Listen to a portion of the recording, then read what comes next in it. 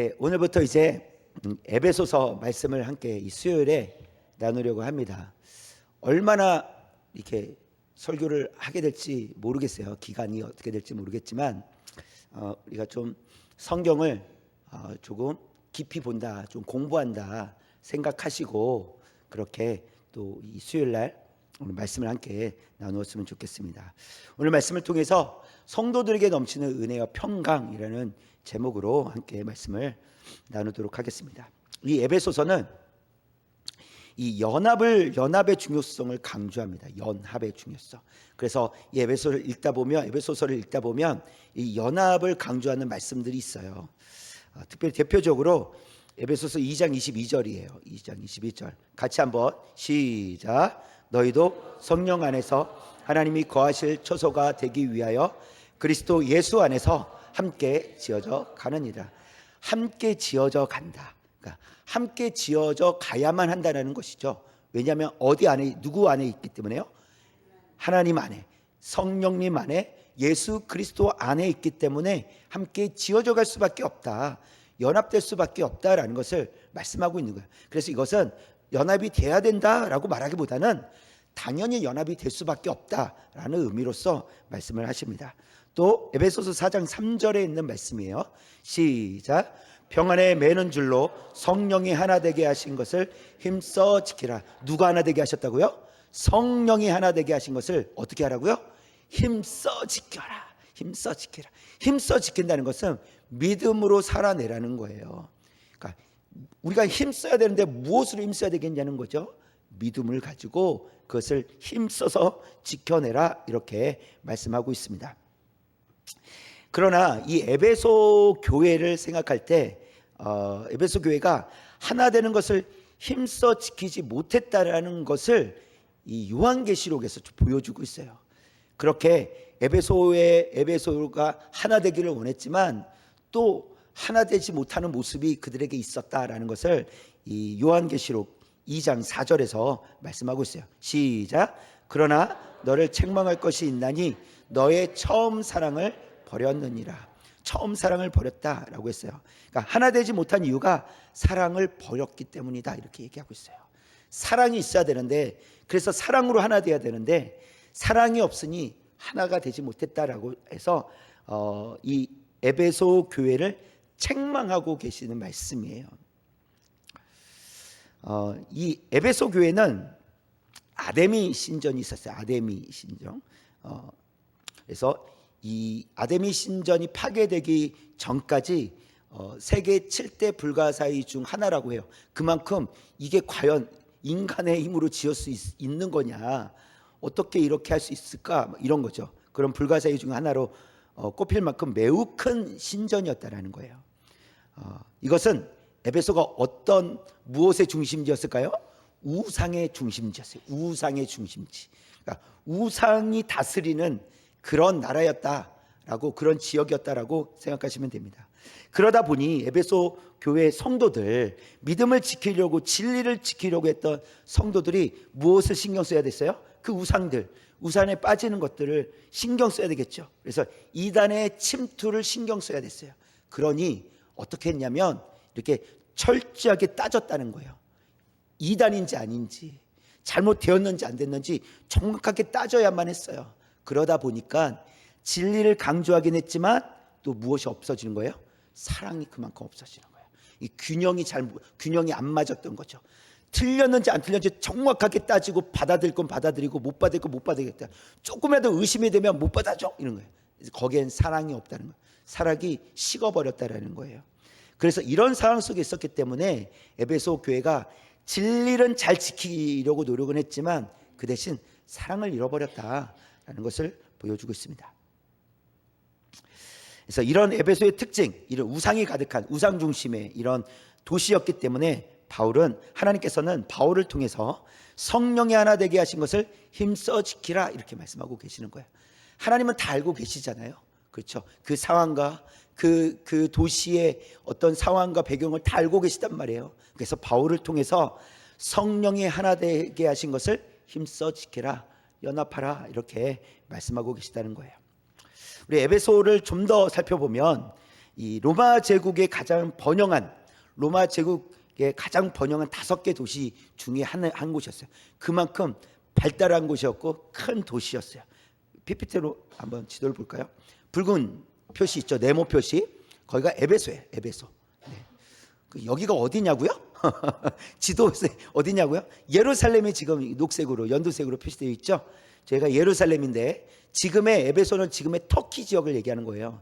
터키, 튀르키예 맞죠? 튀르키예. 예, 예, 터키 지역을 이야기합니다. 거기가 지금 에베소예요. 에베소. 여기는 세계적인 무역항 도시였어요. 그래서 경제적으로도 돈도 많은 그런 번영한 도시였대요. 돈이 많으면 더 경건하게 살기가 쉬울까요? 타락하며 살기가 쉬울까요? 돈이 많아지면 쓰고 싶을 거 아니에요. 근데 그게 건전하게 쓰기보다는 흥청망청 쓸 거 아니에요. 돈이 많으니까. 그렇죠? 또 이 에베소는 철학과 문학이 발달했던 도시입니다. 그래서 세계에서 가장 큰 도서관이 두 번째로 큰 도서관이 있었던 지역이에요. 그러니까 그만큼 발전했죠. 또 철학자들이 유명한 철학자들이 출신들이 있었던 나온 그런 지역이기도 합니다. 또 아데미 여신을 섬겼는데 한번 보여드릴게요. 네, 아데미 여신이에요. 저기 여신. 네, 가슴들이 많죠. 저기 가슴이에요. 가슴. 왜냐하면 풍요로움을 상징하는 거예요. 풍요로움. 그래서 아데미 여신을 섬기면 풍요로워진다 이런 거예요. 그러니까 뭐 자녀를 많이 낳든 곡식을 많이 맺든 풍요로움을 상징하는 거예요. 그래서 이 아데미 여신을 섬겼다는 거예요. 그리고 지금 이 아데미 신전 터입니다. 지금 남겨져 있는 터. 그래서 이것을 한 장 더 넘겨보시면 이게 이제 신전 복원도예요. 복원을 해보면 이런 모습이었을 것이다 라는 거예요. 이런 모습으로. 그래서 길이가 104m래요. 104m 길이가. 아직 실감이 안 나시죠? 여러분들 100m 몇 초에 뛰세요? 100m를 쉬지 않고 뛰실 수 있으세요? 100m면 꽤 길죠. 100m면 104m면 아파트 한 40층 높이 돼요. 그러니까 길이가 앞에서 뒤까지 길이가 104m 정도 되고 이제 폭이 30m 되고 높이가 16m 정도 돼요. 아파트 6층 높이라고 해요. 16m면 아파트 한 6층 높이만큼 됩니다. 그리고 기둥이 100개라고 얘기했죠. 이렇게 생겼다는 거죠. 그러니까 어마어마하다는 거죠. 이만큼 발전했다라는 거예요. 그 당시 우리나라에 이런 건물이 있어요, 없어요? 없잖아요. 우리나라 과거에 이런 건물 지을 수가 없었잖아요. 그만큼 발전했다라는 것을 보여주고 있습니다. 그리고 에베소 시내에는 2만 5천 명을 수용하는 거대한 극장이 있었어요. 볼까요? 이 극장이에요. 2만 5천 명이 들어갈 수 있는 극장이에요. 엄청나죠? 네, 2만 5천 명. 네, 앉으면 2만 5천 명이에요. 네. 그러니까 2만 5천 명이 앉을 만한 공간이 만들었다면, 그쵸? 더 많은 사람들, 여기 들어오지도 못했던 사람들이 또 있을 거 아니에요. 얼마나 여기가 그러니까 성행이 사람들이 많이 몰리는 곳이었다라는 것을 보여주는 것이죠. 또 큰 목욕탕도 있었고, 또 도서관, 한번 더 이게 이제 도서관이라고요. 도서관이라고 해요. 터가 남겨져 있죠. 도서관이고 또 시장 터가 이렇게 형성되어 있었다고 합니다. 그리고 그 당시에 포장도로, 돌로 딱 포장도로. 우리나라 100년 전만 해도 어땠을까요? 우리나라 120년 전 한양은 진흙탕이 진흙탕. 그런데 이때 포장도로까지 딱 깔려 있었다라는 거예요. 엄청난 거죠. 그렇죠? 지금 몇 년 전이에요? 2000년 전이란 말이에요. 2000년 전. 이제 2000년 전 네, 있었던 이제 이런 건물들이 이렇게 화려하다는 것을 보여주고 있습니다. 이 도시의 인구가 약 30만 명 정도 된다고 하더라고요. 30만 명 정도 살았다고. 30만 명이면 어느 정도 또 감이 안 오시죠. 그래서 제가 우리나라에 30만 명이 사는 도시가 어딜까 이렇게 검색을 해봤더니 아산시가 한 30만 명 정도, 아산시, 하남시, 여수시도 한 30만 명 돼요. 춘천시도 한 30만 명 정도 돼요. 엄청나잖아요. 그러니까 그렇죠. 한 도시 그러니까 여기 에베소에 사는 사람이 30만 명 정도라니까 엄청난 거죠. 네. 이렇게 발전했던 도시다. 그러니까 이런 배경을 우리가 좀 알고 말씀을 보잖아요. 그러면 이런 배경 때문에 어떤 행동이라든지 아니면 어떤 액수라든지 이렇게 어떤 크기라든지 이런 것들 좀 더 이해할 수가 있어요. 그래서 이런 배경을 가지고 또 말씀을 보면 유익합니다. 성경에 나오는 에베소에 대해서 좀 더 살펴보면 첫 번째, 유대인 공동체가 형성이 되었다는 거예요. 유대인 공동체가 이미 형성이 되었고, 에베소에 방문한 바울은 이 아굴라 브리스길라에 이어서 이 브리스길라를 그 부부를 거기다 남겨두고 떠났습니다. 그러니까 거기에는 유대인들이 있었고 유대인들에게 또 복음을 이제 전했다라는 것이죠. 그러니까 유대인 공동체가 이미 형성되어 있던 도시다. 그래서 복음을 먼저는 누구에게 전했다는 거예요? 그곳에 있던 유대인들에게 복음을 전했다는 것을 보여주고 있고요. 두 번째는 같이 한번 읽어볼까요? 시작. 바울은 3차 전도 여행 때 이곳에서 2년간 머물렀습니다. 이제 바울의 3차 전도 여행, 1차, 2차, 3차, 3차 전도 여행에서 이제 에베소에서 2년 동안 머물러 있었어요. 처음에는 이 회당, 유대인들이 모이는 회당에서 가르쳤고요. 그 다음엔 두란노 서원, 많이 들어보셨죠? 두란노 교회, 두란노 서원. 이 에베소에 두란노 서원이 있었어요. 그래서 두란노 서원에서 가르쳤다라고 성경 기록을 하고 있어요. 또 세 번째는 아시아 지역의 전도 중심지로 바울이 삼았다라는 거예요. 이 아시아, 거기가 소아시아라고 해요. 아까 지도에서 보셨던 에베소가 있는 그곳을 소아시아라고 하는데, 거기 그쪽 지역의 중심지로 삼은 곳이 에베소다. 이곳을 뚫으면 전파될 수 있다. 이곳만 뚫리면 된다. 뭐 이런 마음으로 복음을 전했다라는 것입니다. 또 그곳에서 이제 활동했던 이제 지도자들이 있는데, 이 바울뿐만 아니라 디모데, 아굴라, 브리스길라, 또 아볼로, 두기고라는 이런 사람들이 거기서 활동을 했습니다. 네, 머릿속에 남는 게 있으시죠? 지금 제가 말씀드린 거. 네, 뭐 이름을 외우실 필요는 없지만, 여기가 중심지였고, 여기를 중심지로 잡아서 복음을 전하려고 했구나. 왜냐하면 발전한 도시이기 때문에, 이 발전한 도시에서 복음이 전파되면 이 복음이 옆에 있는 도시들로 확산되겠구나라는 그런 전략을 가지고 에베소 교회의 에베소 지역을 전도 대상지로 삼고 복음을 전했다는 것입니다. 자, 이런 배경을 가지고 오늘 말씀의 본문을 1절 2절에 있는 말씀을 살펴보겠습니다. 우리가 첫 번째 보고자 하는 것은 누구에게 쓴 편지인가예요. 누구에게 쓴 편지인가? 자, 그 대상자를 세 가지로 표현해 주고 있어요. 누구에게 썼는지 사실 동일한데 그것을 세 가지 표현을 써서 말씀하고 있어요. 1절 다시 한번 시작. 하나님의 뜻으로 말미암아 그리스도 예수의 사도된 바울은 에베소에 있는 성도들과 그리스도 예수 안에 있는 신실한 자들에게 편지하노니. 사실 이게 다 합쳐진 말이에요. 합쳐진 말인데 구분을 해보자면 이 세 가지가 된다는 거예요. 성도들에게 보낸 것이고, 그리스도 예수 안에 있는 자들에게 보낸 것이고, 신실한 사람들에게 보낸 편지다라고 말씀해 주고 있는 거예요. 이 말은 이 편지를 읽는 그들이 어떤 정체성을 가지고 있느냐는 거예요. 여기서부터 시작이라는 거예요. 여러분은 누구입니까? 라고 설명해 주고 있는데, 여러분은 성도입니다. 예수 안에 있는 자들입니다. 신실한 자들입니다. 라고 말해주고 있는 거예요. 그 정체성에 대해서. 이것을 잊지 마십시오. 라고 그렇게 말하고 있는 것입니다. 자, 그래서 이 세 가지 표현을 하고 있는데, 첫 번째는 성도에게 보내진 편지인데, 성도는 어떤 사람들입니까? 하나님께로부터 택하심을 받아 구원받은 사람이 성도입니다. 하나님께서 선택을 하셨기 때문에 구원을 받을 수 있었고, 성도, 그러니까 하나님의 자녀가 될 수 있다라는 것이죠. 될 수 있었다라는 것이죠. 그래서 이 성도는 하나님께서 구별하여 세운 사람들을 성도라고 한다라는 겁니다. 하나님께서 구별하여 세운. 그래서 하나님께서 택하셨고, 그래서 구별하셨고 세워주셨어요. 그 사람들을 성도라고 그렇게 부릅니다. 하나님께서 이 애굽에서 탈출한 이스라엘 백성들과 언약하실 때 하셨던 말씀이 있는데요. 출애굽기 19장 5절 6절. 우리 붉은 글씨 시작. 너희는 모든 민족 중에서 내 소유가 되겠고 제사장 나라가 되며 거룩한 백성이 되리라. 아멘. 거룩한 백성이 되리라. 누구 소속이에요? 하나님의 소속이라는 거예요. 하나님의 소속, 하나님 나라 백성들이다. 너희는 내 것이다. 이렇게 말씀하고 계시는 거예요.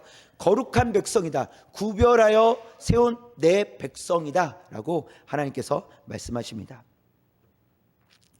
그래서 더 이상 이 에베소 교회 성도들 향해서 여러분들은 더 이상 세상에 속하지 않았습니다. 하나님께 속한 구별된 성도들입니다. 라고 말씀하시는 거예요. 이 정체성을 가지고 있다는 게 큰 힘이라는 거예요. 내가 누구냐는 거예요. 어떤 상황 속에서도 내가 누군지 알면 나는 이 세상에 속한 사람이 아니라 하늘에 속한 사람이야 라고 고백하고 담대하게 살아갈 수 있다는 것입니다. 이 성도가 되었다는 사실은 그래서 신앙적으로 매우 중요합니다. 내가 성도라는 이 사실을 아는 것은 매우 중요해요. 이것은 전적으로 하나님의 은혜로 구원을 받았다는 것을 알게 되었기 때문에 고백할 수 있는 거예요. 저는 성도입니다 라고 했을 때 그냥 이렇게 그냥 누군가 물어보니까 대답하는 말, 그냥 정답처럼 말하는 말이 아니라 이것은 고백이란 말이에요. 하나님이 저를 하나님의 전적인 은혜로 저를 구원해 주셨습니다. 이 고백이 성도예요. 성도님 할 때 이건 굉장히 존중하고 있는 거예요. 하나님의 은혜로 자녀된 성도님 이 말이란 말이에요. 그렇죠? 듣기 좋으시죠? 이렇게 얘기하니까 성도님 이렇게 말씀 드리는 것보다. 근데 우리는 직분을 더 좋잖아요. 권사님 이걸 더 좋죠? 집사님 이게 더 좋잖아요. 성도님보다. 그런데 집사는 직분이고, 그렇죠? 권사도 직분이고, 장로도 직분이잖아요. 그런데 성도는 정체성이란 말이에요. 하나님의 은혜로 구원받은 성도입니다. 하나님의 자녀입니다. 구별된 거룩한 자녀입니다. 이렇게 말해주고 있는 거거든요. 그러니까 우리는 그런 성도라는 사실이에요. 그래서 첫 번째에서 성도에게 편지를 보낸다 이렇게 쓰고 있고, 두 번째 신실한 자들에게 편지하노니 이랬어요. 신실한 자들. 신실한 자들이라는 것은 믿음을 행하는 성도를 얘기하는 거예요. 그러니까 성도가 됐잖아요. 그러면 하나님의 자녀가 됐단 말이에요. 그럼 믿음이 있어요. 근데 이 믿음이 여기 우리 안에 그냥 머물러 있는 것이 아니라 이 믿음이 행함으로 나타난다는 거예요. 그래서 이것이 행함으로 계속해서 반복적으로 나타나는 자들을 향해서 신실한 자들이다 이렇게 얘기하고 있는 거예요. 이렇게 보이지 않는 믿음을 드러내 보일 때 신실한 믿음을 가졌다라고 그렇게 이야기하는 것입니다. 예수님께서 이제 부활하시고 난 다음에 의심 많은 도마가 저는 예수님의 그 못자국과 이 창자국을 보지 않으면 옆구리 상처를 보지 않고는 믿지 못하겠습니다. 이렇게 이제 얘기를 해요. 그때 예수님께서 도마에게 말씀하시죠. 보지 못하고 믿는 자가 복되다 이렇게 말씀하세요. 그러면서 또 한 가지 더 말씀하세요. 요한복음 20장 27절. 붉은 것이만 시작.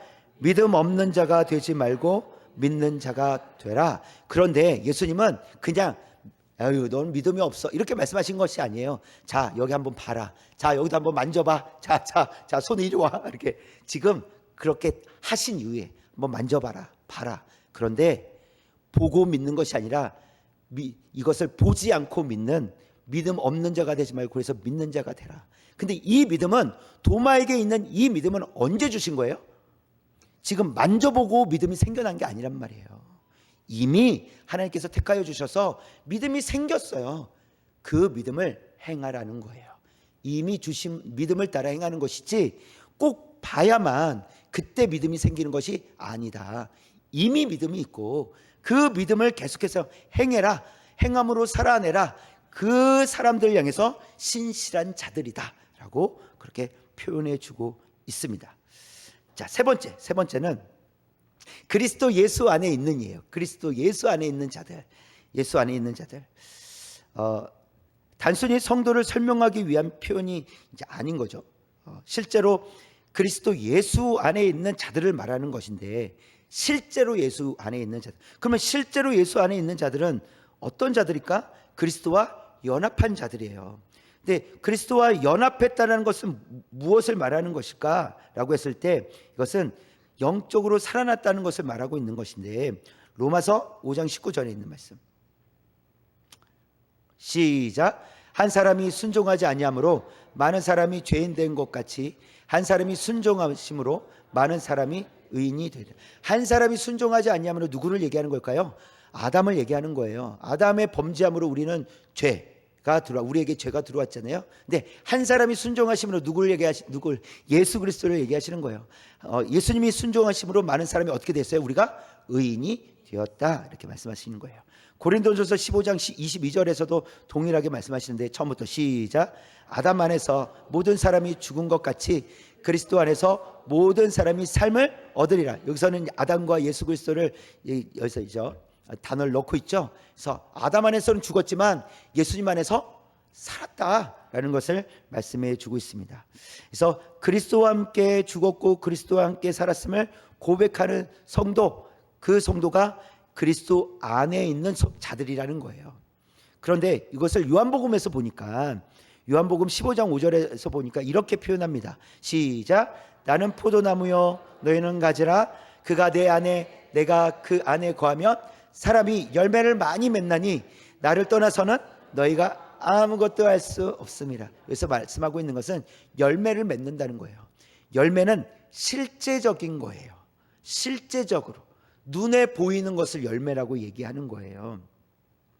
그래서 예수 안에 있는 자들은 실제로 열매를 가진 자들을 향해서 여러분은 예수 안에 있습니다 라고 말하고 있는 거예요. 그렇게 표현하고 있는 거예요. 그래서 이 편지를 읽는 수신자들은 하나님께 은혜를 입어 성도가 된 자들이고, 또 상황과 환경의 믿음을 잃어버리지 않고 신실하게 살아가는 자들이고, 실제로 예수 그리스도와 연합해서 열매를 맺는 자들이다.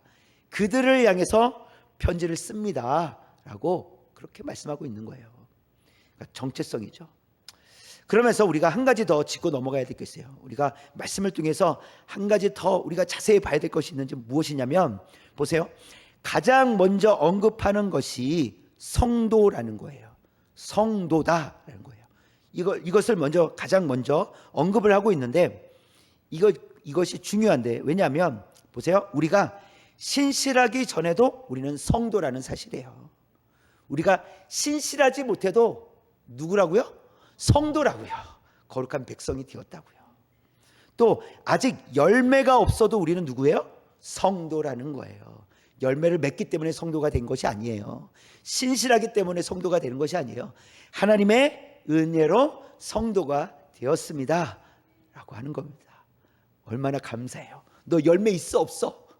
없어? 이러면서 안 돼 아직. 이렇게 했다면 우리가 언제 자녀가 될 수 있겠습니까?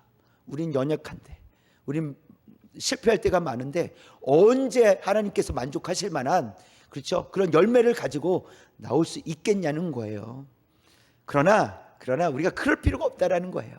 하나님께서 우리에게 은혜를 베풀어 주셔서 우리가 성도가 되었는 줄 믿습니다. 이제 앞으로 우리가 살아야 될 삶은 신실하게 살아내는 거예요. 열매 맺는 삶을 살아가는 거예요. 그것이 성도의 삶이다라는 것을 말씀해 주고 있습니다. 그래서 첫 번째, 누구에게 썼다고요? 성도라는 정체성을 가진 이들에게 썼다라는 거예요. 그리고 어떻게 살아내야 된다고요?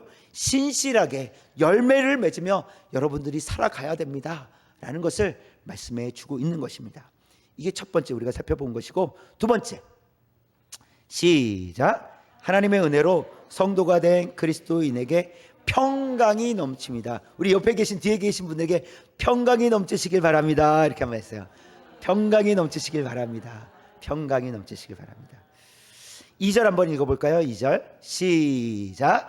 하나님 우리 아버지와 주 예수 그리스도로부터 은혜와 평강이 너희에게 있을지어다. 축복이죠. 우리 하나님, 우리 아버지와 주 예수 그리스도로부터, 하나님과 예수 그리스도부터 오는 은혜와 평강이 너희에게 있을지어다. 축복입니다. 축복. 사실 우리는 우리의 상태는 본질상 진노의 자녀였다라고 성경은 말씀하고 있어요. 에베소서 2장 3절에서 그것을 말씀하고 있어요. 같이 한번 시작. 전에는 우리도 다 그 가운데서 우리 육체의 욕심을 따라 지내며 육체와 마음에 원하는 것을 하여 다른 이들과 같이 본질상 진노의 자녀이었. 다른 이들이 누구예요? 예수님을 안 믿는 그 지역에 있는 다른 이들, 이방인들처럼 동일하게 우리는 본질상 진노의 자녀였다. 심판받을 자녀들이었습니다 라고 했어요. 그때 어떻게 살아갔다고요? 다 육체의 욕심을 따라 살아갔다는 거예요. 육체의 욕심을 따라 자기가 원하는 대로 살았다는 거예요. 그랬는데 하나님께서 우리에게 은혜를 베풀어 주셨다는 것이죠. 우리는 스스로 구원을 얻을 수 없는 자들이었습니다. 하나님을 찾지도 못했죠. 하나님 앞에 나아갈 수도 없는 자들이었어요. 그러나 하나님께서 우리를 먼저 택하여 주시고 우리를 불러주셔서 하나님을 아빠라고 부르는 거예요. 아버지라고 부르게 되었다라는 거예요. 이것이 우리에게 베풀어 주신 하나님의 은혜라는 사실입니다. 그러면 성경에서 하나님께서 우리에게 어떤 은혜를 베풀어 주셨는지 에베소서 2장 5절입니다. 시작. 허물로 죽은 우리를 그리스도와 함께 살리셨고 너희는 은혜로 구원을 받은 것이라. 허물로 죽었다고 이 말씀 다시 한번 말씀하고 있어요. 허물로 죽었는데 그리스도와 함께 우리를 살리셨다. 예수 그리스도로 말미암아 우리가 살아났다. 그래서 너희는 은혜로 구원받은 것이다 라고 말씀하고 있어요. 은혜로 구원받은 것이다. 자, 그러면서 2장 8절 시작. 너희는 그 은혜에 의하여 믿음으로 말미암아 구원을 받았으니 이것은 너희에게서 난 것이 아니요 하나님의 선물이라. 하나님께서 은혜를 베풀어 주셨잖아요. 이걸 다른 말로 하니까 여기서 뭐라고 해요? 하나님의 선물이래. 선물. 여러분 누구에게 선물을 이렇게 드리면서 나한테도 또 주겠지 이러지 마세요. 선물은 거저 주는 거예요. 아니 실컷 좋은 마음으로 선물 주면서 나는 선물을 해줬는데 왜 나한테 선물 안 해줘 이러면 선물입니까 뇌물입니까? 네, 뇌물은 내가 줄 테니까 너도 줘. 이게 뇌물이잖아요. 그렇죠? 선물은 거저 주는 거예요. 그래서 하나님께서는 우리에게 선물을 주셨는데 우리에게 달라고 요구하지 않으신다는 거예요. 그냥 거저 주셨어요. 이게 하나님의 선물이에요. 그래서 은혜로 우리가 구원을 받았는데 그것이 하나님의 선물이다라고 말씀해 주고 계세요. 자, 그러면서 또 디모데후서 1장 9절에서도 이렇게 말씀하십니다. 처음부터 시작. 하나님이 우리를 구원하사 거룩하신 소명으로 부르심은 우리의 행위대로 하심이 아니요 오직 자기의 뜻과 영원 전부터 그리스도 예수 안에서 우리에게 주신 은혜대로 하십니다. 무엇대로 하셨다고요? 은혜대로 하셨다고요. 은혜대로. 근데 이것이 언제부터냐면 영원 전부터 우리에게 주셨다 이렇게 표현하고 있어요. 보세요. 은혜대로 앞에 보시면 주신이라고 돼 있죠. 주셨다라는 거예요. 언제요? 영원 전부터 주신 그 은혜대로 하심이라. 그러니까 지금 주신 게 아니라는 거예요. 어저께 주신 게 아니에요. 10년 전에 예수님을 만났다고 10년 전에 주신 게 아니란 말이에요.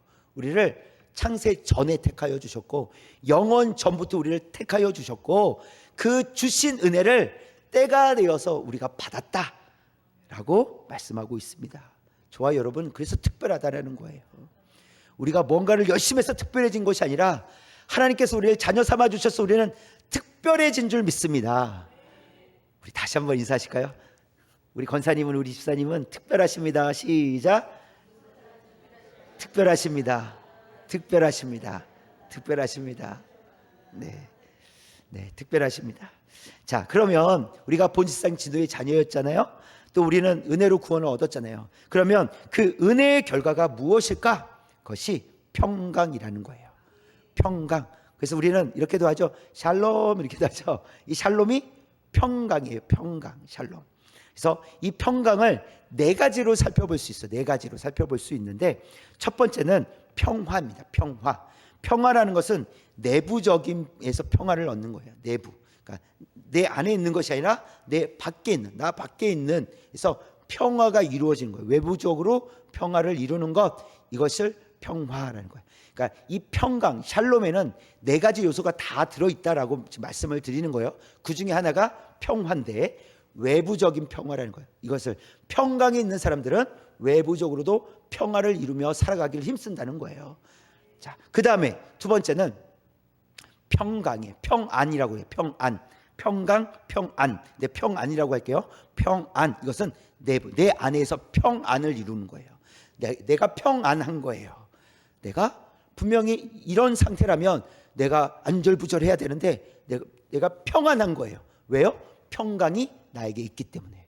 외부적으로도 내가 평화할 수 없는데 외부적으로도 평화하고 내부적으로도 평안한 거예요. 내가 이럴 수 없는데, 그런데 그것이 샬롬이 있기 때문에 그렇다는 거예요. 자, 그다음에 세 번째는 질서라는 거예요. 질서는 뭐냐면 수직적인 관계 속에서 이 질서를 유지하게 된다는 것인데, 먼저는 하나님과의 관계 속에서 평화를 이룬다는 거예요. 하나님과의 관계에서 뿐만 아니라 어떤 가정의 질서나 교회의 질서나 또 사회 국가의 질서에서도 그것이 질서 있게 이루어진다는 거예요. 그 질서를 알게 된다는 거죠. 그것은 질서를 이루어 가기를 힘쓴다는 거예요. 이런 표현입니다.